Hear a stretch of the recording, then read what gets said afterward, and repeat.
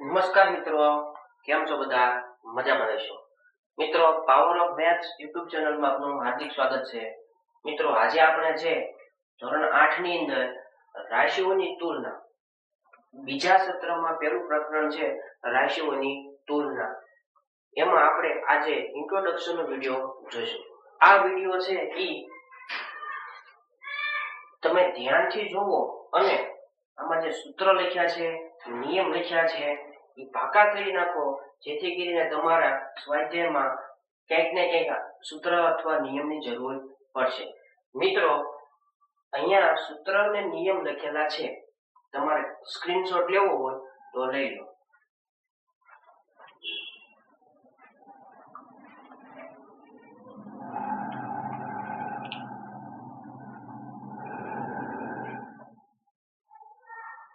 ચલો આપણે હવે ઇન્ટ્રોડક્શન ના વિડિયોને સમજી લઈએ. પ્રકરણ છે રાશિઓની તુલના. ગુણોત્તર એટલે બે રાશિઓની સરખામણી કરવી અથવા તુલના કરવી. મિત્રો, આપણે 7મા ધોરણમાં પણ આ પ્રકરણ આવતું હતું, એનું નામ પણ રાશિઓની તુલના હતી. એમાં આપણે સમજ્યા હતા કે ગુણોત્તર એટલે શું. ગુણોત્તર એટલે બે રાશિઓની સરખામણી કરવી. આપણે જાણીએ છીએ ગુણોત્તરની આપણી પાસે નિશાની છે. ઈ આપણે ક્યારે શીખ્યા? તો કે ધોરણ 6 માં. ગુણોત્તરની નિશાની છે 2%. આને કહીએ છીએ આપણે ગુણોત્તર. હવે અહીંયા વાત શેની થાય છે? રાશિઓની તુલના. તુલના એટલે સરખામણી કરવી. સરખામણી કરવી એટલે શું? તો આપણે જાણીએ છીએ જે રૂપિયો છે, આ રૂપિયો છે ઈ પાછી આપણી રાશિ છે. એની સરખામણી કોની સાથે કરી શકાય? માત્ર પૈસા સાથે સરખામણી કરી શકો. કિલોગ્રામ છે એની સરખામણી તમે ગ્રામ સાથે કરી શકો. લીટર છે એની સરખામણી તમે મિલીલીટર સાથે કરી શકો. સેન્ટીમીટર છે એનો તમે મિલી સાથે સરખામણી કરી શકો, પણ અલગ સાથે સરખામણી કરી શકાય નહીં. અલગ એટલે કેમ? તો એને આપણે સમજાવીએ. માની લો કે અહીંયા કિગ્રા છે. કિગ્રાની સરખામણી તમે કોની સાથે ન કરી શકો? મીટર સાથે કરી શકાય નહીં. કિલોગ્રામ છે એની સરખામણી તમે મીટર સાથે કરી શકો નહીં. બરોબર? એટલે બે રાશિઓની સરખામણી કરી. ગુણોત્તર એટલે અપૂર્ણાંક સંખ્યાને ગુણોત્તર સ્વરૂપે લખી શકાય છે. આપણે જાણીએ છીએ અપૂર્ણાંક સંખ્યા તો ઘણી બધી છે આપણી પાસે. શુદ્ધ, અશુદ્ધ ને મિશ્ર ને સમછેદી અપૂર્ણાંક ને વિષમછેદી અપૂર્ણાંક ને સમ અપૂર્ણાંક ને બધી અપૂર્ણાંક સંખ્યા છે. પણ એ જે અપૂર્ણાંક સંખ્યા છે એને આપણે શેના સ્વરૂપે દર્શાવી શકાય છે? ગુણોત્તર સ્વરૂપે. તો આપણે જાણીએ છીએ અપૂર્ણાંક સંખ્યા એટલે ઉપર અંશ હોય અને એના છેદમાં છે એવી કોઈ સંખ્યા. ઉદાહરણ તરીકે 5/3. આ કઈ સંખ્યા કહેવાય? અપૂર્ણાંક સંખ્યા. તો અપૂર્ણાંક સંખ્યાને ગુણોત્તર સ્વરૂપે દર્શાવી શકાય. કેમ દર્શાવાય? તો કે 5/3. બરોબર? એટલે કોઈ પણ અપૂર્ણાંક સંખ્યા હોય એને આપણે ગુણોત્તર સ્વરૂપે દર્શાવી શકાય છે. અને ગુણોત્તર સ્વરૂપે લખેલી સંખ્યાને હંમેશા અપૂર્ણાંક સ્વરૂપે દર્શાવી શકાય છે. ચાલો ત્યાર પછી ખાસ પૂછાય એવું છે, વળતર એટલે વસ્તુની છાપેલી કિંમતમાં આપેલી છૂટ. વળતર એટલે વસ્તુની છાપેલી કિંમતમાં આપેલી છૂટ. એટલે ઉદાહરણ તરીકે તમે બધા મોલ જોયો હશે. મોલ શું કામ બનાવતા છે? કારણ કે વસ્તુનું વેચાણ વધારે થાય. મોલ એટલા માટે બનાવવામાં આવે છે. બરોબર? હવે દુકાને વસ્તુ મળે છે અને મોલમાં વસ્તુ મળે, બેમાં ફેર શું? તો આપણે સમજીએ. માની લો કે 10 રૂપિયાની વેફરનું પેકેટ બાલાજીનું, અને દુકાને પણ વેફરનું પેકેટ મળે.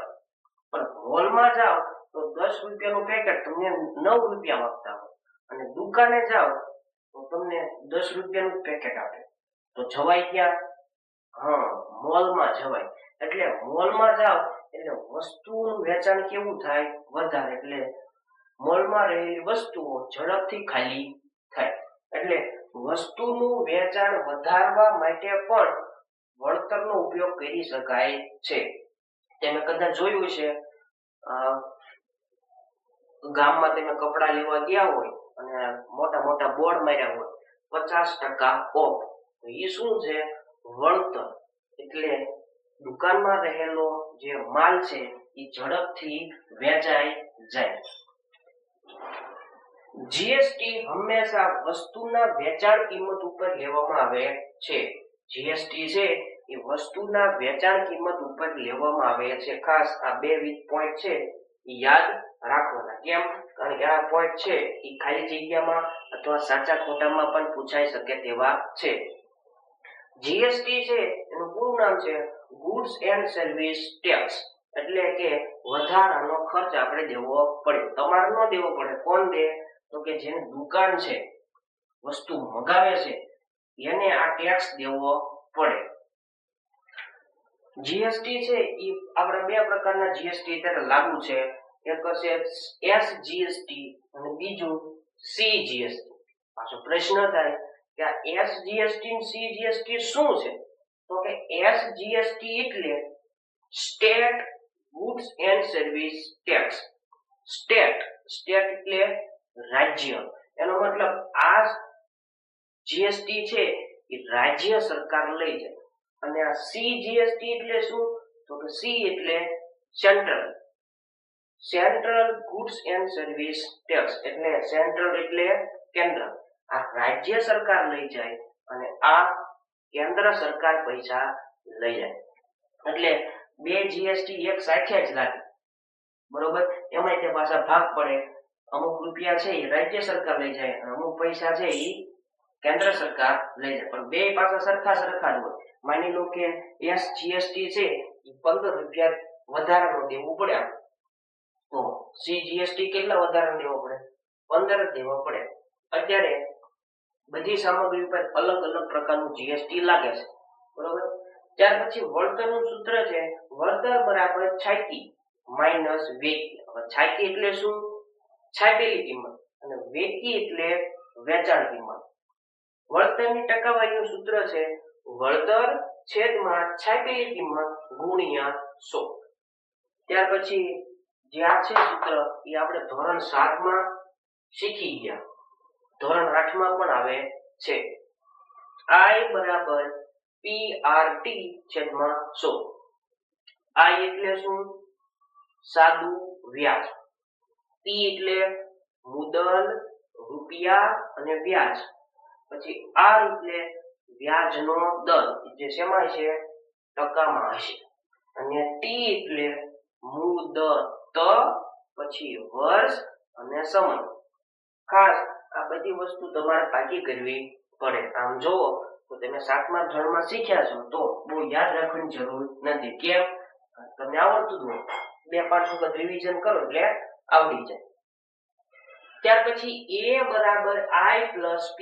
આ તો ઇંગ્લિશમાં સૂત્ર લખેલું છે આપણે. હવે એનું ગુજરાતી સૂત્ર શું? વ્યાજ મુદ્દલ બરાબર મુદ્દલ વત્તા વ્યાજ. અને સંધિ છૂટી પાડી દઈએ તો પણ આ જવાબ આવી જાય. બરોબર? કારણ કે આપણે જાણીએ છીએ સરવાળા માટે ક્રમનો નિયમ. વ્યાજ વત્તા મુદ્દલ લખો કે મુદ્દલ વત્તા વ્યાજ લખો, બે સરખું થાય. ચક્રવૃદ્ધિ વ્યાજ એટલે વ્યાજનું પણ વ્યાજ. વ્યાજ પાછા બે પ્રકારના હોય. એક સાદું વ્યાજ આવે અને એક ચક્રવૃદ્ધિ વ્યાજ આવે. એમાં સાદું વ્યાજ છે એ આપણે એને સમજીએ. માની લો કે કોઈ વ્યક્તિ ભાડે રહે છે. અહીંયા હકીકતમાં પૈસાની વાત થાય પણ આપણે ભાડાના ઉદાહરણથી સમજીએ. માની લો કે કોઈ વ્યક્તિ ભાડે મકાનમાં રહે છે. હવે તમે જાણો છો દર મહિને ભાડું કેવું હોય? ચોક્કસ હોય. 5000 રૂપિયા દેતા હોય તો બીજા મહિને કેટલો દેવો પડે? 5. ત્રીજા મહિને 5, ચોથા મહિને 5. આવી રીતે દરેક મહિને 5-5000 દેવા પડે. એટલે કે એનું ભાડું કેવું હોય? ચોક્કસ. પણ ચક્રવૃદ્ધિ વ્યાજ છે એનું ભાડું ચોક્કસ હોતું નથી. એટલે કે એના રૂપિયા છે એ ચોક્કસ હોય નહીં. એટલે કે વ્યાજ સરખું હશે નહીં. ચક્રવૃદ્ધિ વ્યાજ મુદ્દલ એટલે કે A નું સૂત્ર P કૌંસમાં 1 + R/100 આખા કૌંસની ઘાત. અહીંયા આ 1 છે એ સાવ નોખો છે. r ના છેદમાં 100 છે એટલે તમે 1 અને r નો સરવાળો કરી શકો નહીં. ચક્રવૃદ્ધિ વ્યાજ એટલે કે CI બરાબર a - p. હવે a એટલે શું જોઈ લો. નામ શું? ચક્રવૃદ્ધિ વ્યાજ મુદલ અને p એટલે આપણે જોઈ ગયા. p એટલે મુદલ. ચક્રવૃદ્ધિ વ્યાજના દાખલામાં જો ટકા ઘટાડો થતો હોય તો નીચેનું સૂત્ર વાપરવું. અહીંયા પ્લસ છે તો એની જગ્યાએ માઈનસ મૂકી દેવાનું, કારણ કે સૂત્ર એનું ઈ જ છે. a એટલે ચક્રવૃદ્ધિ વ્યાજ મુદલ, r એટલે વ્યાજનો દર અને p એટલે મુદલ, n એટલે વર્ષ. ચાલો ત્યાર પછી સાદું વ્યાજ દર વર્ષે ચોક્કસ હોય છે. જેમ આપણે હમણાં શીખ્યા કે દર મહિને 5000 રૂપિયા દેવાના હોય તો 12 મહિને પણ પાકા દેવાના હોય. 12 × 5 = 60 એટલે 60000 રૂપિયા દેવા પડે. બરોબર? તો પહેલા વર્ષે 60000 તો બીજા વર્ષે કેટલા દેવા પડે? 60000 જ દેવા પડે. એટલે આ સાદું વ્યાજ છે હંમેશા ચોક્કસ હોય. ફક્ત પાછો ભાર આપ્યો છે, ફક્ત પહેલા વર્ષ માટે સાદું વ્યાજ અને ચક્રવૃદ્ધિ વ્યાજ સમાન હોય છે. માત્ર પહેલા વર્ષ માટે તમે સાદું વ્યાજ લ્યો કે ચક્રવૃદ્ધિ વ્યાજ લ્યો, બંને કેવું હશે? સમાન વ્યાજ હશે. માત્ર પહેલા વર્ષ માટે જ તે. બીજા વર્ષ માટે ખાસ આ 2 પોઈન્ટ ધ્યાન આપશું. સાદું વ્યાજ એ ચક્રવૃદ્ધિ વ્યાજ કરતા, એટલે ચક્રવૃદ્ધિ વ્યાજ કરતા કોઈની વાત થાય છે? સાદું વ્યાજની વાત થાય છે. ચક્રવૃદ્ધિ વ્યાજ હંમેશા કેવું હોય? વધારે. પણ કયા વર્ષ માટે? પહેલા વર્ષ માટે સરખું હોય, પણ બીજા વર્ષ માટે એવું બની શકે નહીં. એટલે ચક્રવૃદ્ધિ વ્યાજ કરતા સાદું વ્યાજ હંમેશા કેવું હોય? ઓછું હોય. એટલે આને લખ્યું આપણે ઓછું. એનો ઊંધો પોઈન્ટ, ચક્રવૃદ્ધિ વ્યાજ એ સાદા વ્યાજ કરતા, એટલે સાદા વ્યાજ કરતા ચક્રવૃદ્ધિ વ્યાજ કેવું હોય? હંમેશા વધારે હોય છે. મિત્રો, આપણે ઇન્ટ્રોડક્શન નો વિડીયોમાં આપણે આજે નિયમો, સૂત્રો વગેરે આપણે જોયું. મિત્રો, જો તમને આવા વિડીયો ગમતા હોય તો ચેનલને લાઈક, શેર અને સબસ્ક્રાઇબ કરવાનું ભૂલતા નહીં અને તમારા મિત્રોને પણ આ વિડીયો શેર કરજો.